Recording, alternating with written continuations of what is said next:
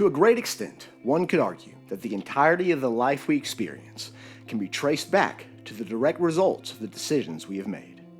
We face uncertainties on a daily basis on various levels, ranging in size and implication from if we should brush our teeth after that third cup of coffee to what procedure to perform to save a child's life.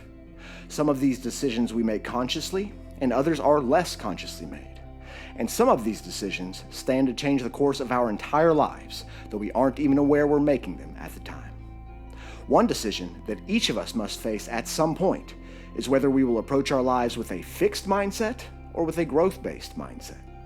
In a fixed universe, both people and conditions simply are the way they are, and there's nothing that you or I can do to change that. Early in life, with the help of those charged to be our educators, we identify our strengths and weaknesses relative to the standard, and in time learn to live well within those limits so as to avoid failure, because failure is the opposite of success.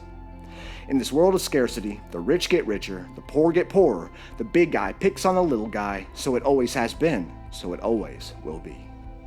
In a growth-based universe, however, all that lies before us is rooted in endless possibility.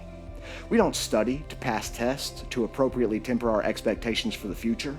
We nurture the habit of seeking knowledge and gaining insight into those subjects we find we have an affinity for and an interest in. We don't seek out our comfort zone but flee from it and towards failure, as failure is not the opposite of success, but a part of it. In this abundant world, a man is never limited by his start, as he knows full well that everything he could ever want or want to be lies just on the other side of the information required and the courage necessary to achieve it.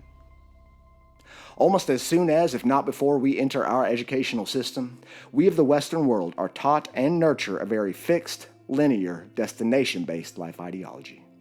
Study to pass tests, to make good grades, to get in the best college we can, finance that college education by any means necessary, graduate and get the highest paying job we can, get married, buy the biggest house we can get a loan for, have kids, color inside the lines, keep up with the Joneses, we'll be safe, we'll be secure, we'll be happy.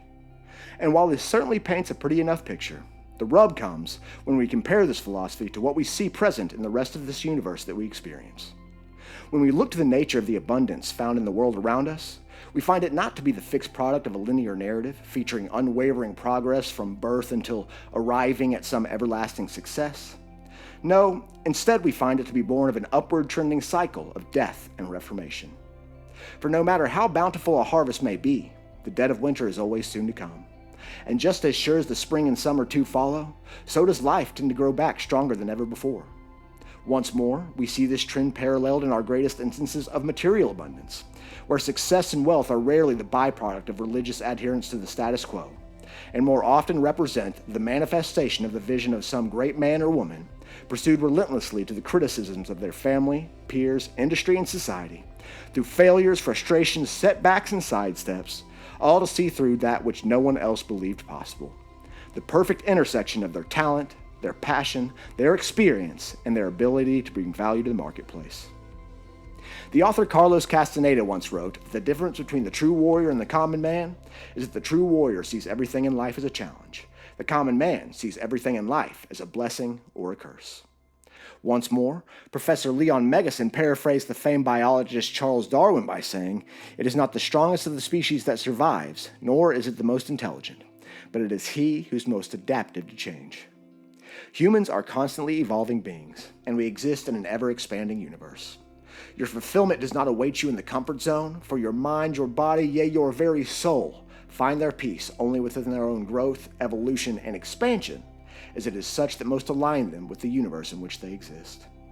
As attractive of a storyline as it is, the narrative of the one fixed road to happily ever after, there has never existed a path destined to be traversed by each of us, and peace and lasting joy were never meant to be a destination that we can simply arrive at. For our beginnings and the directions they take us in are as unique as they are many. And as the ancient saying goes, the journey is the reward. Hey y'all, I just wanted to thank you for acknowledging the content that I spend so much time, energy, and money creating. If you like what you saw, please comment, like, share, subscribe, and follow. And stay tuned, because there's plenty more on the way. Again, thank you from the bottom of my heart. And until next time, tip your servers, forgive your parents, spread love, and do your own damn thing, y'all. Go in peace.